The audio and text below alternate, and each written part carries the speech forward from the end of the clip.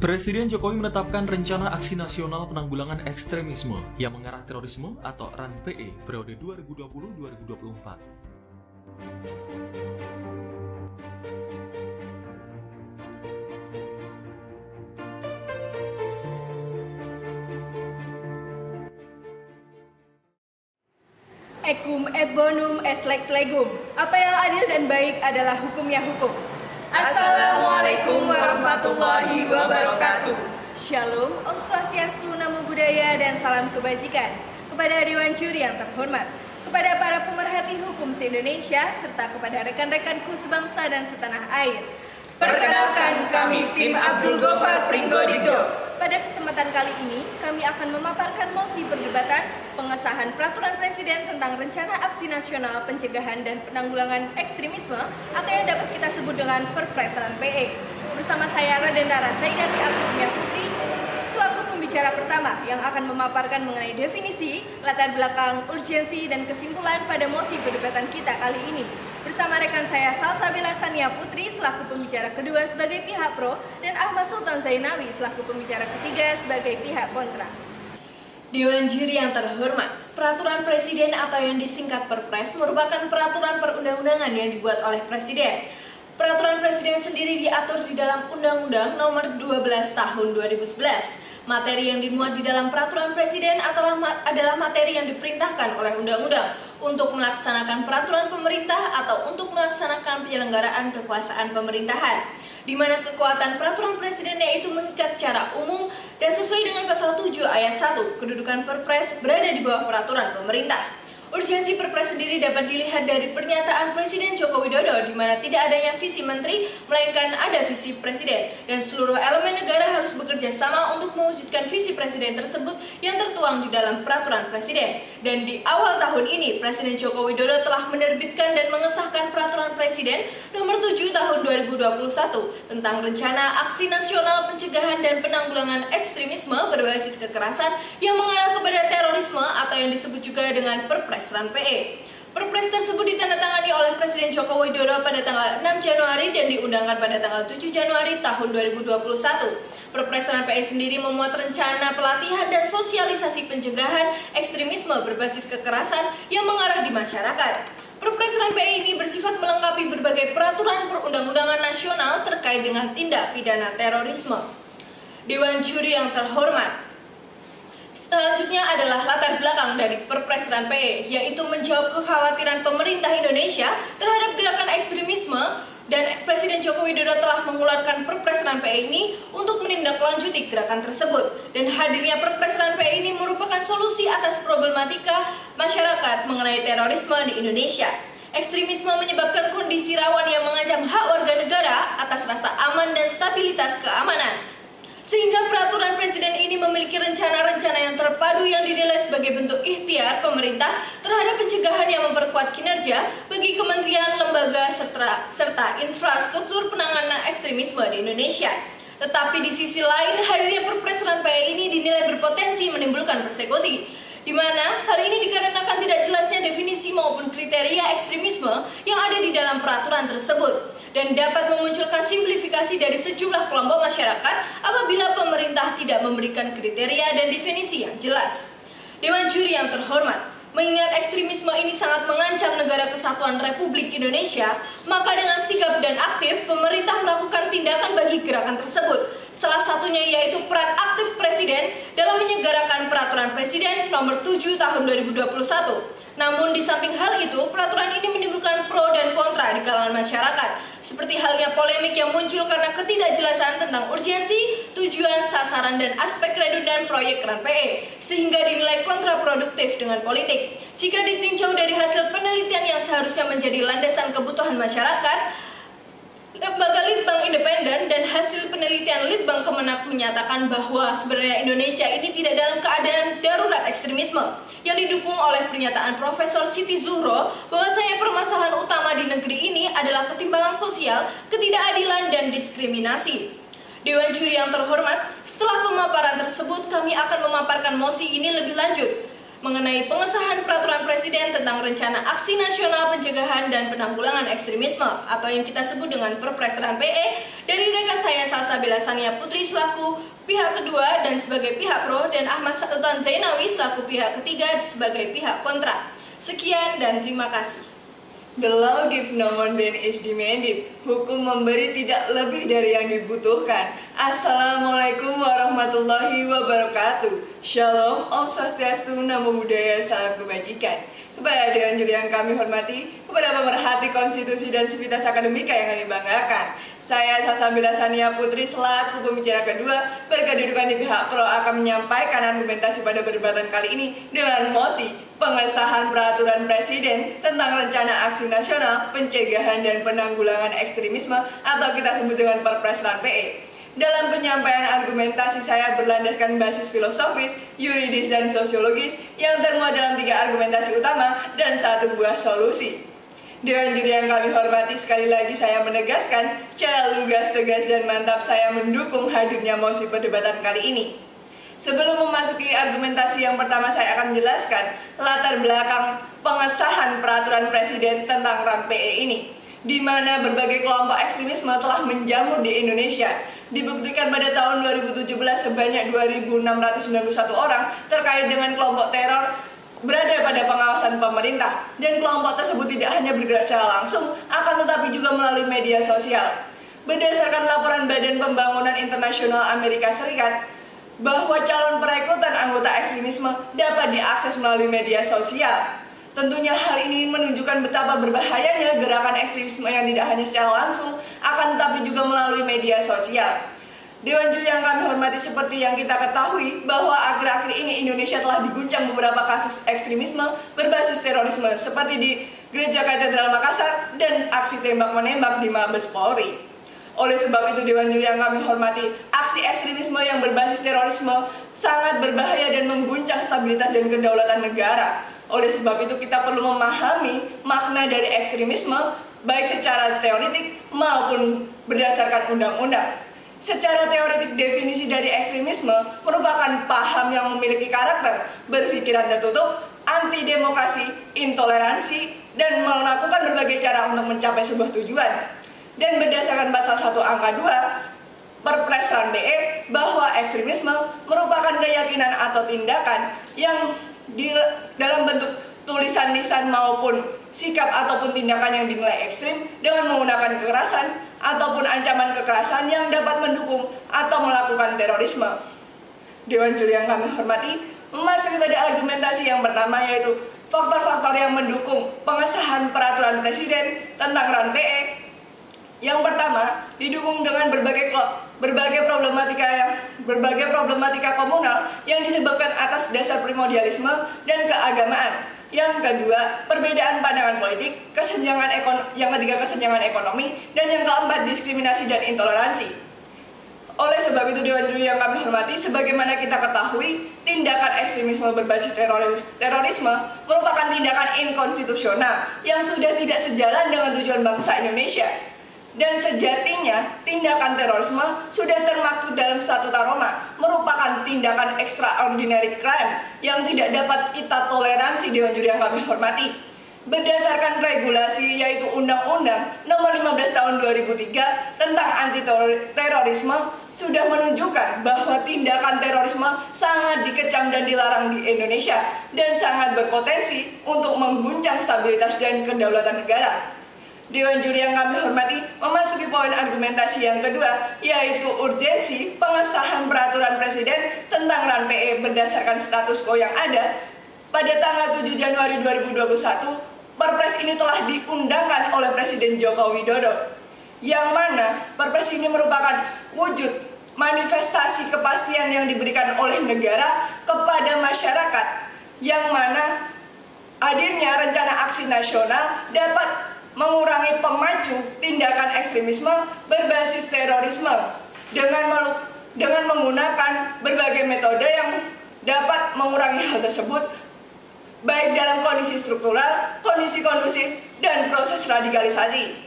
Dewan juri yang kami hormati, hadirnya eksistensi Perpres RAN-PE ini dapat menjadi pelengkap regulasi yang ada di Indonesia. Dan selain itu, Dewan juri yang kami hormati, ini merupakan wujud pemenuhan kewajiban negara dalam pemenuhan hak terhadap masyarakat, terbaik to fulfill, to respect, and to protect. Dewan juri yang kami hormati, ini merupakan langkah preventif yang digunakan pemerintah dan wujud responsif pemerintah yang sejalan dengan misi dunia, yaitu Global War on Terrorism. Dewan juri yang kami hormati memasuki argumentasi yang ketiga, yaitu implementasi terkait Perpres RAN PE ini, di mana pemerintah menggunakan langkah preventif dengan menguraikan hal-hal fundamental terkait apa yang menyebabkan kondisi yang dapat menarik seseorang masuk dalam kondisi terorisme ini dengan menguraikan sisi-sisi psikologis. Dan selain itu, Dewan juri yang kami hormati, paradigma terkait preventif yang dilakukan pemerintah menggunakan paradigma kultural yang menganggap bahwa nilai sikap yang terkandung dalam terorisme adalah ideologi yang tidak dapat dibenarkan. Dewan juri yang kami hormati, paradigma ini akan menjadi sumbangsi dalam nilai akademis yang mana terorisme dapat kita tanggulangi dengan kita cegah melalui soft approach, yaitu dengan bentuk pelatihan dan sosialisasi yang dilakukan oleh pemerintah. Dewan juri yang kami hormati, oleh sebab itu Dewan juri yang kami hormati, saya di sini akan memberikan sebuah solusi yang akan memperkuat hadirnya Perpres RAN PE ini dalam mencegah dan menanggulangi ekstremisme itu sendiri dengan mensosialisasikan eksistensi hadirnya Perpres RAN PE ini di masyarakat agar implementasi secara soft approach dapat terlaksana dengan baik. Dewan juri yang kami hormati, sekian dan terima kasih. Lex nemeni operator iniquium, nemeni visit injuriam. Hukum tidak memberikan ketidakadilan kepada siapapun dan tidak melakukan kesalahan kepada siapapun.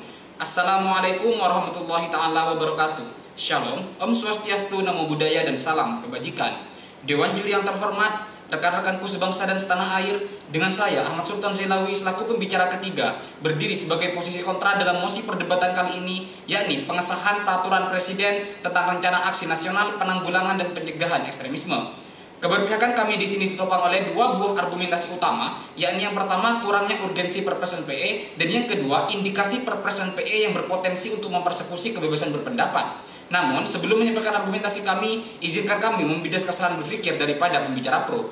Dewan juri yang terhormat, pembicara pro menyatakan bahwasanya ekstremisme merupakan masalah yang menjamur di Indonesia sehingga dibutuhkan sekali adanya Perpres RAN PE ini. Namun, apa yang diutarakan oleh pembicara pro merupakan argumentasi yang kurang faktual, sebab bila didasarkan kepada hasil penelitian Balitbang Kemenak dan PPIM UIN Jakarta menunjukkan bahwasanya hubungan antar umat beragama masih terjalin dengan baik, bahkan lebih baik daripada hubungan internal agama itu sendiri. Buktinya, tidak ada persoalan ekstremisme maupun intoleransi dengan rasionalisasi jika umat Islam yang jumlahnya sekitar 87,19% itu radikal, intoleran, ataupun ekstremis jahat, maka tentu kelompok minoritas yang beragama non-Islam tentu sudah lenyap. Akan tetapi, pada faktanya, masyarakat yang beragama non-Islam masih terjamin eksistensinya.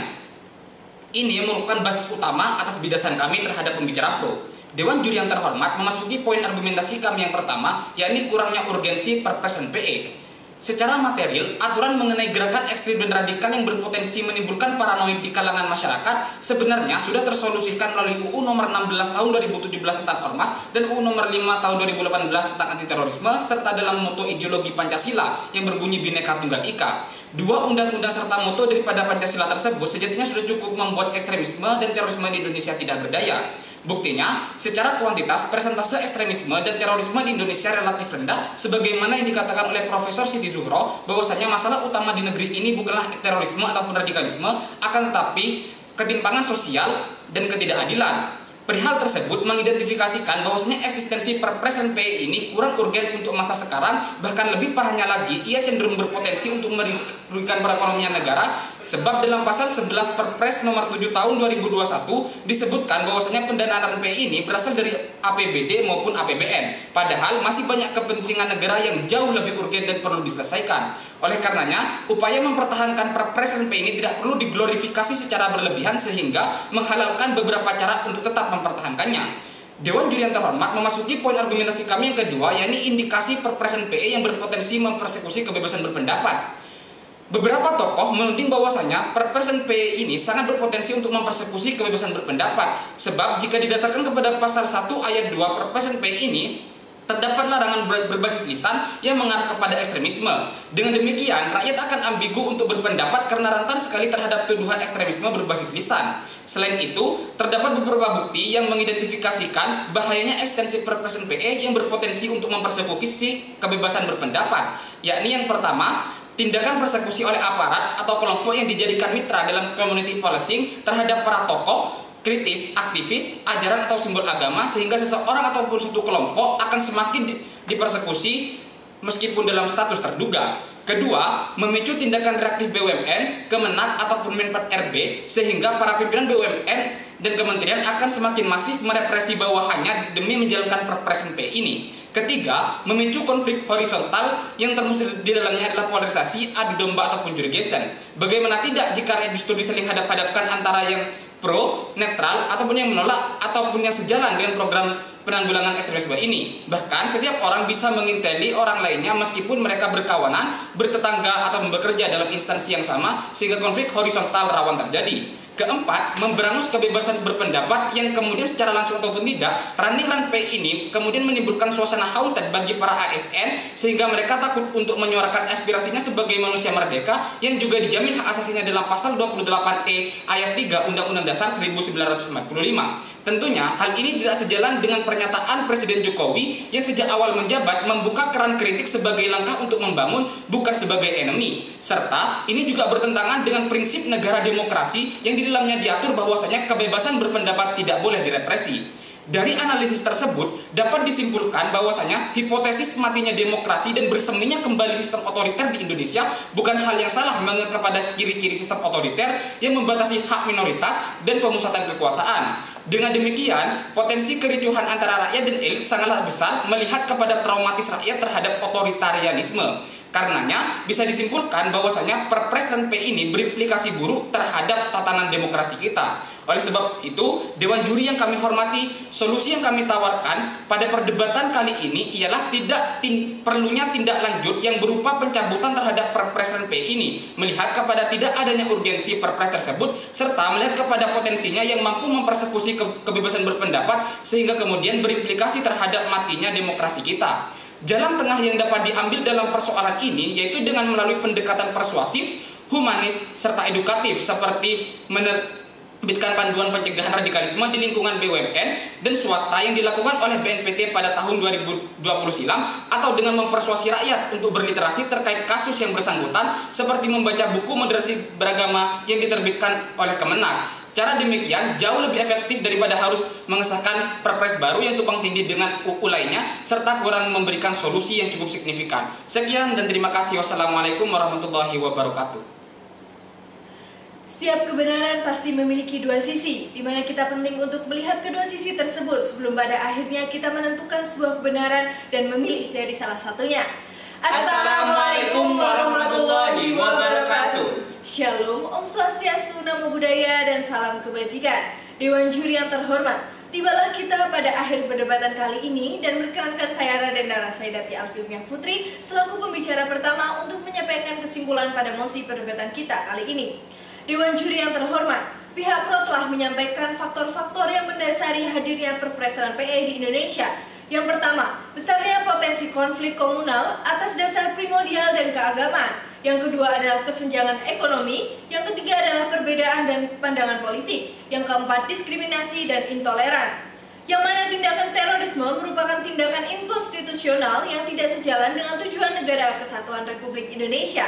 Urgensi dan eksistensi Perpres NPE ini digunakan sebagai pelengkap UU Ormas dan UU anti-terorisme, bukan untuk menyebabkan tumbang tindihnya UU tersebut. Implementasi Perpres NPE menggunakan konsep langkah preventif dengan menggeledah faktor-faktor fundamental yang harus segera dilakukan dan disahkan. Dengan solusi yang ditawarkan dari pihak pro, yaitu mensosialisasikan hadirnya Perpres NPE ini kepada masyarakat agar implementasinya dapat tereksekusi dengan baik. Dewan Juri yang terhormat, sedangkan dari pihak kontra telah menyampaikan argumentasinya, di mana yang pertama, Perpres NPE ini memiliki kekurangan dari substansial karena penelitian dari Balitbang Kemenak dan PPIM UIN Jakarta yang menunjukkan bahwa hubungan internal agama masih baik. Kemudian tidak adanya urgensi terkait eksistensi Perpres RAN-PE karena konsepnya cenderung bisa merugikan perekonomian karena dalam hal pendananya menggunakan dana baik dari APBN maupun APBD. Yang ketiga adalah indikasi dari Perpres RAN-PE ini berpotensi mempersekusi kebebasan berpendapat masyarakat